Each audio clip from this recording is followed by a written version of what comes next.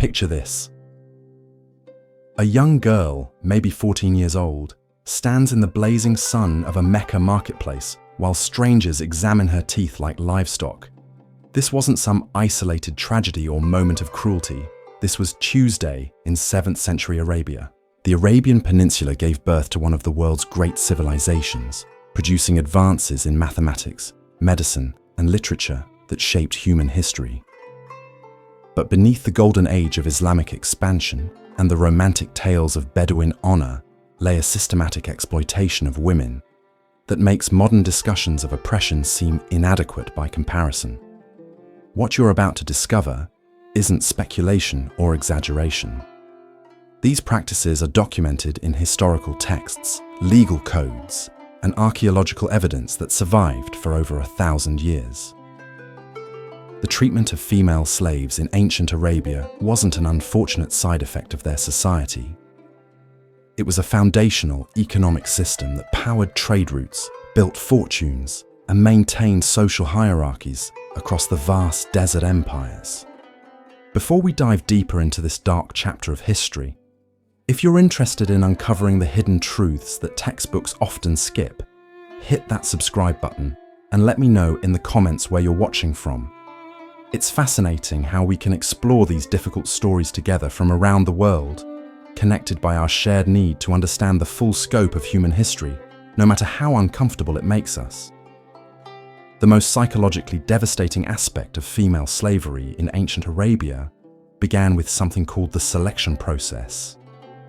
Unlike other forms of enslavement that might capture adults during warfare, Arabian slave traders developed sophisticated methods for identifying and acquiring young girls who would command the highest prices in specialized markets. The case of Zara provides a chilling window into this systematic procurement process. Born in a small Ethiopian village around 650 CE, Zara was approximately 7 years old when raiders struck her settlement during the dry season. But her capture wasn't random violence. These weren't desperate bandits looking for quick profits. The raiders operated with commercial precision that would impress modern business analysts. They had studied her village for months, identifying families with daughters who possessed specific physical characteristics that Arabian buyers preferred. They knew the optimal timing for raids, the most efficient routes to coastal ports, and the current market prices for different types of female slaves in Mecca, Medina, and Damascus. Zara's journey from her village to the slave markets reveals the industrial scale of this operation. She was chained with dozens of other girls in caravans that moved along established trade routes, stopping at way stations specifically designed to process human cargo. These weren't makeshift camps. They were permanent facilities with holding cells, feeding areas, and medical stations where sick slaves could be treated just enough to maintain their market value. The psychological preparation began immediately. Girls like Zara were systematically stripped of their identities through techniques that modern psychologists would recognize as sophisticated brainwashing programs. They were forbidden to speak their native languages, given new Arabic names, and punished for any behavior that suggested independent thought or emotional attachment to their previous lives. The training facilities where these girls were prepared for sale operated like specialized academies with curricula designed to maximize their commercial value.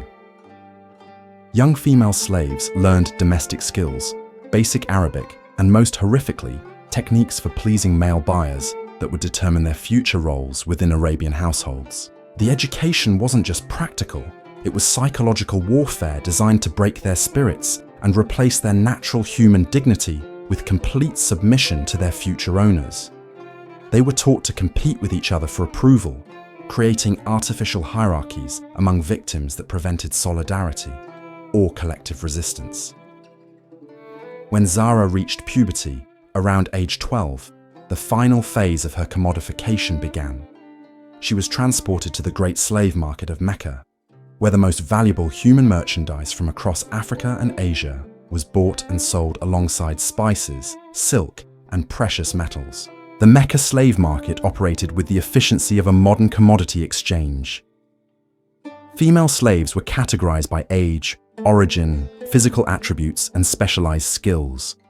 Dealers maintained detailed inventories and price lists that fluctuated based on supply, demand, and seasonal trading patterns.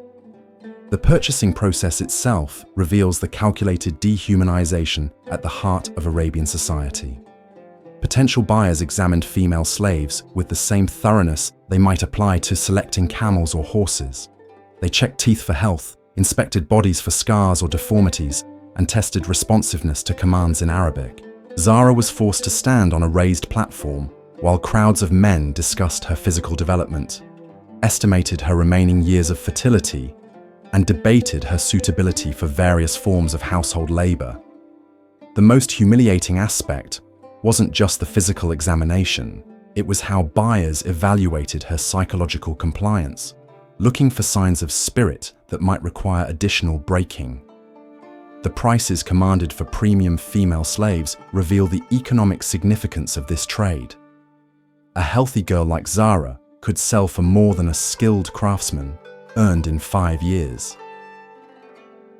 The most valuable slaves were those who could serve multiple functions within wealthy households, combining domestic abilities with sexual availability and potential for producing children who would also belong to their master. The legal framework supporting female slavery in ancient Arabia created a system of institutionalized powerlessness that extended far beyond individual households. Islamic law, as interpreted by scholars of the period, provided detailed regulations governing the treatment of female slaves that legitimized their exploitation while creating an illusion of moral oversight. Female slaves existed in a legal limbo where they possessed no rights that their owners were bound to respect. They could not own property, enter contracts, or make decisions about their own bodies. Their testimony in legal proceedings carried less weight than that of free men, and in many cases, they were prohibited from testifying altogether. The sexual exploitation of female slaves was not only permitted, but systematically regulated through religious and legal interpretations that treated women as property rather than human beings. Masters could use their female slaves sexually without restriction, and any children born from these encounters belonged entirely to the owner. The breeding of slaves added another dimension of horror to this system. Wealthy Arabian households operated what can only be described as human breeding programs, selecting female slaves with desirable traits and forcing them to reproduce with male slaves chosen for complementary characteristics. Pregnancy for female slaves represented a complex mixture of potential elevation and additional vulnerability. While bearing children might improve their status within the household hierarchy, it also subjected them to new forms of control and manipulation. Masters could separate mothers from their children at will, using these bonds as leverage to ensure compliance. The physical conditions endured by female slaves varied depending on their roles within Arabian households. But even the most privileged faced lives of systematic degradation that reduced human beings to functional objects existing solely for their owners' benefit. House slaves worked from dawn to dusk, maintaining elaborate households that showcased their master's wealth and social status. Their days began before sunrise, with the preparation of elaborate meals for households that might include dozens of family members, guests, and other slaves. They hauled water from wells that could be miles away, ground grain by hand, and maintained cooking fires in desert heat that regularly exceeded 100 degrees. The physical demands were deliberately excessive. Masters understood that exhausted slaves were compliant slaves, so workloads were calibrated to maintain productivity while preventing the accumulation of energy that might fuel thoughts of escape or resistance. Female slaves who showed signs of fatigue faced beatings that served both as punishment and warning to others. The isolation techniques employed to control female slaves were particularly sophisticated. New arrivals were systematically separated from others who spoke their language, preventing the formation of support networks that might preserve cultural identity or facilitate coordinated resistance. This linguistic isolation was maintained throughout their enslavement, creating psychological dependency on their Arabic-speaking masters. The clothing and adornment of female slaves served multiple purposes beyond basic coverage. Their garments were designed to immediately identify their status as property, while maximizing their appeal to potential buyers or masters. Slave women were often required to wear revealing clothing that advertised their availability for sexual exploitation, while simultaneously being punished if they showed any signs of immodesty. The most valuable female slaves were those trained as entertainers who could perform music, dance, and poetry for their masters' guests. These women occupied a peculiar position within the slavery hierarchy, enjoying slightly better living conditions while facing intensified sexual exploitation. Their performances were often preludes to private encounters with wealthy men who treated artistic skill as an enhanced form of prostitution. The training for entertainment slaves began in childhood with rigorous instruction in musical instruments, memorization of classical poetry, and dance techniques that emphasize sensual movement. For male pleasure rather than expressions of personal identity, the psychological skills, while being conditioned to view their bodies as instruments, manipulation extended to religious instruction that portray young girls spent years perfecting their enslavement as divinely ordained.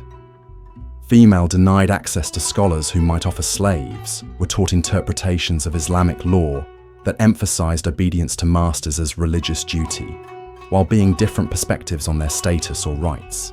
The punishment systems for disobedient female slaves were designed to serve as public spectacles that would terrorize other enslaved women into compliance. Beatings were administered in courtyards where all household slaves could witness the consequences of resistance. The instruments used for punishment were specifically chosen to inflict maximum pain while avoiding permanent damage that might reduce the slave's economic value. Branding was common practice for female slaves who attempted escape or showed persistent defiance. Hot iron symbols were applied to faces, arms, or backs, creating permanent markers that would identify runaways and serve as constant reminders of their powerlessness. These brands often incorporated their master's name or symbol, literally marking "women be erased." The sexual as property, in ways that could never exploitation of female slaves, operated within religious frameworks that provided moral cover for systematic rape. Islamic legal scholars developed elaborate justifications for the sexual use of enslaved women, treating their bodies as legitimate spoils of conquest that masters could enjoy without moral consequence. The concept of consent was meaningless in a legal system that treated female slaves as property incapable of granting or withholding permission for sexual activity. Masters who impregnated their slaves faced no legal consequences, while the women had no recourse against unwanted sexual contact that modern observers would recognize as systematic rape. The children classification as property belonging to their mother, born to female slaves, faced immediate master. These offspring could be sold away from their mothers at any age, creating a constant state of terror for enslaved women who formed emotional bonds with their babies. The threat of child separation was used as leverage to ensure maternal compliance with even the most degrading demands. The scale of child trafficking that emerged from this system reveals its truly industrial nature. Children born to slaves were evaluated for their commercial potential from infancy, with the most attractive destined for specialized training as future concubines or entertainers. Less valuable children might be sold to households requiring basic laborers or exported to distant markets where different physical characteristics were preferred.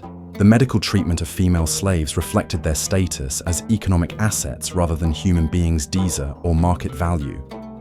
Pregnant Ving care.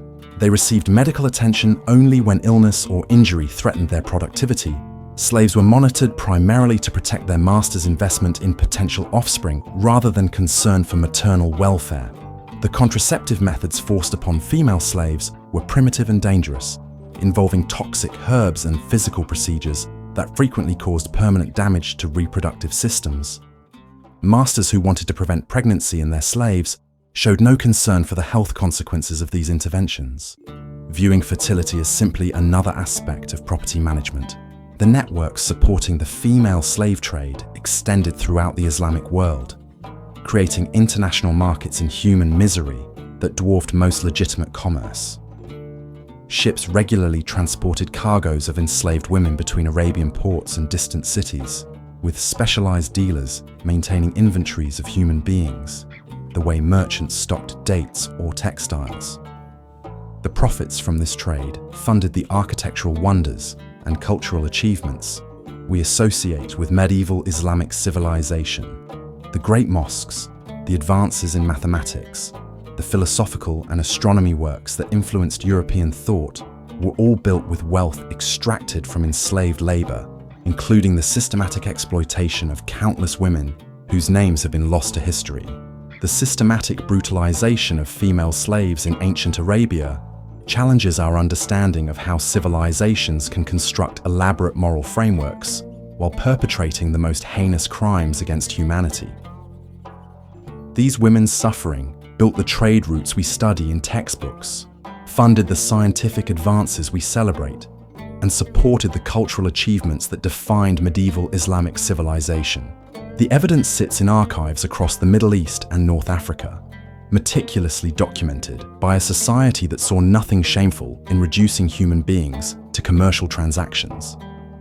Legal contracts for slave purchases, household inventories listing women alongside livestock, and religious texts justifying sexual exploitation all survive as testimony to systematic dehumanization that operated for centuries. Understanding this history isn't about condemning modern Arab culture or dismissing Islamic contributions to human knowledge. It's about recognizing how economic systems can corrupt entire societies when human dignity becomes subordinate to profit.